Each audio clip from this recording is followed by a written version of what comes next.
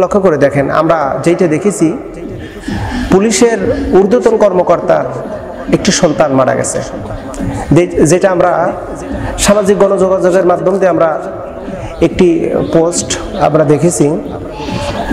পুলিশের ঊর্ধ্বতন কর্মকর্তা তিনি তার স্যারকে বলছেন, স্যার আমার সন্তানটা গুলিবিদ্ধ হয়ে মারা গেছে, আমার সন্তানের বুকটা ঝাঁঝরা হয়ে গেছে। স্যার আমার সন্তানের এমন একটা পরিস্থিতি, তার বুকটা ঝাঁঝরা হয়ে গেছে। একটা মানুষকে মারতে কয়টা গুলি করতে হয় স্যার? আসসালামু আলাইকুম রহমতুল্লাহি ওয়া বারাকাতুহু। আল্লাহ পাকের কুদরতি খেলা অলরেডি শুরু হয়ে গেছে। তুমি যদি কোনো মায়ের বুক খালি করো, তাহলে তোমারও বুকটা খালি করে দেবে, তোমাকে নিঃসন্তান করে দেবে। এটি আল্লাহ পাকের কুদরত, এটি আল্লাহ পাকের কৌশল। আল্লাহ পাক সুবহানাহু ওয়া তাআলা বলেছেন, মাকারু ওয়া মাকারাল্লাহ আল্লাহু খায়রুল মাকিরিন। আল্লাহ পাক বলেন, পৃথিবীর মানুষের কৌশল আছে, পৃথিবীর মানুষেরা কৌশল অবলম্বন করে এবং আল্লাহ পাকের কৌশল আছে, আল্লাহ পাকও কৌশল অবলম্বন করেন এবং আল্লাহর কৌশল সর্বাপেক্ষায় উত্তম। যার দৃষ্টান্ত আমরা দিতে পারি, বাংলাদেশ একটি কঠিন পরিস্থিতির উপরে দাঁড়িয়ে আছে। বাংলাদেশের ছাত্র কোটা সংস্কার আন্দোলন করতেছিল দীর্ঘদিন যাবৎ। তাদের এই কোটা সংস্কার আন্দোলনের তাদের আন্দোলনটা ছিল শান্তিপূর্ণ এবং তাদের দাবিটা ছিল ন্যায্য এবং দাবিটা ছিল যৌক্তিক। যৌক্তিক দাবি নিয়ে মাঠে নেমেছিল হাজার হাজার ছাত্রছাত্রীদের দাবিটা না মেনে বরং দমন করার লক্ষ্যে ছাত্রীদের উপর চলে নির্মম নির্যাতনের শিকার হয়ে হাজার হাজার স্টুডেন্ট তারা আহত হলো, কেউ বা নিহত হলো। যাদেরকে গুলি করে হত্যা করলো, আমরা যেইটা ভিডিও ফুটেজ দেখেছি অসংখ্য, কত মায়ের আহাজারি, কত মায়ের কান্না। আজকে আবু সাঈদের মা বাবা তাদের একটাই বক্তব্য যে আমাদের সন্তানকে কেন মারলে, চাকরি দিবে না না দিরা, তা মারলে কেন? ঠিক আবু সাঈদের মায়ের মতন হাজারো শত শত মা উচ্চ কণ্ঠে চিৎকার করে কাঁদতেছে, আমার সন্তান কি অপরাধ ছিল? কোটা সংস্কার আন্দোলন করাটাই কি তার অপরাধ? একটা বিষয় লক্ষ্য করে দেখেন, আমরা যেটা দেখেছি, পুলিশের ঊর্ধ্বতন কর্মকর্তার একটি সন্তান মারা গেছে, যেটা আমরা সামাজিক গণযোগাযোগের মাধ্যম দিয়ে আমরা একটি পোস্ট আমরা দেখেছি। পুলিশের ঊর্ধ্বতন কর্মকর্তা তিনি তার স্যারকে বলছেন, স্যার আমার সন্তানটা গুলিবিদ্ধ হয়ে মারা গেছে, আমার সন্তানের বুকটা ঝাঁঝরা হয়ে গেছে। স্যার আমার সন্তানের এমন একটা পরিস্থিতি, তার বুকটা ঝাঁঝরা হয়ে গেছে। একটা মানুষকে মারতে কয়টা গুলি করতে হয় স্যার? তুমি একটাবার চিন্তা ভাবনা করো, হয়তোবা তুমি কোনো মায়ের বুক খালি করেছ, হয়তোবা কোনো মায়ের বুক খালি করে তুমি তোমার ক্ষমতার অসীম দাঁড়িয়ে আছো।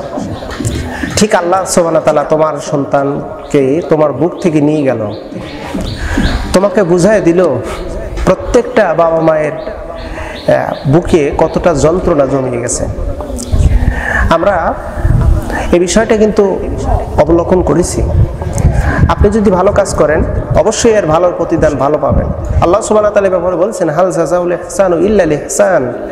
বান্দা তুমি যদি ভালো করো, ভালোর প্রতিদান তোমাকে ভালো দেবো, মন্দ করলে মন্দের প্রতিদান দেবো। পৃথিবীতে এমন কোনো মানুষ নাই যে মানুষটি কাউকে হত্যা করে সে ঘরে ফিরে যেতে পেরেছে। তুমি যদি কারোর বুক খালি করে দাও, তোমার বুক একদিন খালি হয়ে যাবে। তুমি যদি কাউকে নিঃসন্তান করে দাও, তোমারও নিঃসন্তান হয়ে যাবে। এটাই পৃথিবীর নিয়ম, এটি আল্লাহ সুবহানাহু ওয়া তাআলার কুদরতি খেলা। আমরা লক্ষ্য করে দেখেছি, ছাত্রদের উপরে নির্মমভাবে গুলি করে শত শত ছাত্রদের বুক ঝাঁঝরা করে দেওয়া হয়েছে। কেন? পোশাকের গরমে নিরীহ মানুষদেরকে কি এভাবে কষ্ট দিতে হবে? নিরীহ মানুষদেরকে কেন কষ্ট দিতে হবে? তারা তো শান্তিপূর্ণ আন্দোলন করতেছিল, তাদেরকে কেন তোমরা এভাবে গুলি করলে? একটা বিষয় মাথায় রেখো, কারণ আখেরাত বলতে একটা জগৎ আছে। অসহায় তো পেয়ে তাদের উপর জুলুম করো না, দুর্বল পেয়ে তাদের উপর জুলুম করো না। এই সমস্ত জুলুমকারীর উপর আল্লাহ পাক সুবহানাহু ওয়া তাআলা লানত এবং অভিশাপ। আর পৃথিবীর ইতিহাস সাক্ষী, আজ পর্যন্ত আমরা যা দেখেছি, ইতিহাস কখনো মিথ্যা হয় না, ইতিহাস কখনো পরিবর্তন হয় না। পৃথিবীর ইতিহাস সাক্ষী, যারা জুলুম করেছে, নির্যাতন করেছে, অন্যায় রাহাজানি করেছে, যারা অন্যায়ভাবে মানুষকে খুন করেছে, তারা চিরস্থায়ীভাবে থাকতে পারেনি। তাদের অধঃপতন হয়েছে, তাদের ধ্বংস হয়েছে। তাদের ধ্বংসটা এতটাই কঠিন, এতটাই ভয়ঙ্কর, এতটাই ভীতিকর, যেটা মানুষ আজকে যদি ইতিহাস দেখে তাহলে বুঝতে পারবে। ওই ফেরাউনের দিকে তাকাও, নমরুদের দিকে তাকাও, কারণ সাদ্দাতের দিকে তাকাও, আবু লাহাব, আবু জাহেলের দিকে তাকাও। এরপরে আমরা যা দেখেছি, পৃথিবীতে অসংখ্য জালিমের পতন হয়েছে, যাদের পতনটা ভয়ানক এবং ভীতিকর, যেটা আমরা লক্ষ্য করে দেখেছি। তো আজকে ক্ষমতার বলে, পোশাকের বলে নিরীহ মানুষদের উপরে, সাধারণ মানুষদের উপরে গুলি করা, এটা কখনোই বাঞ্ছনীয় নয়। আজকে একটা পুলিশ আমরা দেখেছি, আবু সাইদকে যে খুন করেছে, আবু সাইদের যে খুনি পুলিশ কর্মকর্তা এসআই, তার কিন্তু স্ত্রী তাকে ডিভোর্স দিয়েছে, তার চাকরিটাও চলে গেছে। তাহলে প্রথমত হলো চাকরি গেল, স্ত্রী চলে গেল, যার জন্য তুমি যা করলে সেটা কিন্তু তোমার চলে গেল। আবার আরেকটা পুলিশ কর্মকর্তার সন্তানকে গুলিবিদ্ধ করা হয়েছে। আমরা এই বিষয়টি নিয়ে অবলোকন করেছি। অতএব আল্লাহ পাকের কুদরতি খেলা দিকে তুমি ধরা পড়ো না। আল্লাহ সুবহানাহু ওয়া তাআলা বলছেন, ইন্না বাতাশা রাব্বিকা লাশাদীদ।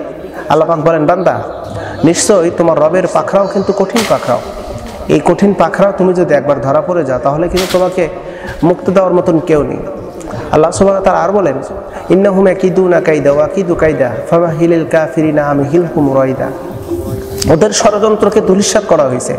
ইন্নাহুম, তাদের কায়দা, ইন্নাহুম ইয়াকিদুনা কায়দা, তারা যে ষড়যন্ত্র করেছে, তাদের এই ষড়যন্ত্রকে আমি তাদের যে ষড়যন্ত্র, ইন্নাহুম ইয়াকিদুনা কায়দা ওয়া আকিদু কায়দা ফামাহিলিল কাফিরিনা আমহিলহুম রাইদা, তাদের সমস্ত ষড়যন্ত্র আমি ধূলিসাৎ করে দিয়েছি। তা আমরা পর্যায়ক্রমে যেইগুলো আমরা লক্ষ্য করে দেখেছি, যে যুগে যুগে যারা এরকম জুলুম করেছে, তাদের অধঃপতন হয়েছে, তাদের ধ্বংস হয়েছে।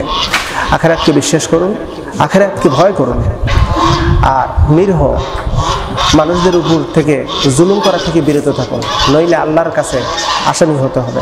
সামান্য দুনিয়ার যশ, খ্যাতি, সম্মান, টাকা পয়সা, অর্থ, এই লোভ লালসতার কারণে আজকে আমরা যারা জালিমে পরিণত হয়েছি, কালকের খবর কি আমরা কেউ কি জানি? কালকের খবর কিন্তু আমরা কেউ জানি না। পৃথিবীতে আল্লাহ পাকের বিচার ফয়সালা দুইটা, একটা হলো পৃথিবীতে হয়ে যায়, আর একটা হলো আখিরাতে। পৃথিবীতে আমরা যে জিনিসটা দেখেছি, বেশিরভাগ যারা জালেম তাদেরকে পৃথিবী ধ্বংস দেয়, তাদের মানে মৃত্যুটা হলো অভিশপ্ত মৃত্যুটা হয়। পৃথিবীতে যারা অবৈধভাবে চলাফেরা করে, তাদের ধ্বংসটা আল্লাহ সুবহানাহু ওয়া তাআলা খুব মারাত্মকভাবে করে দেয়। আসলে আমরা সতর্ক হই। আল্লাহ সুবহানাহু ওয়া তাআলা আমাদেরকে সতর্কতা জীবন দান করুক। আমিন সুম্মা আমিন।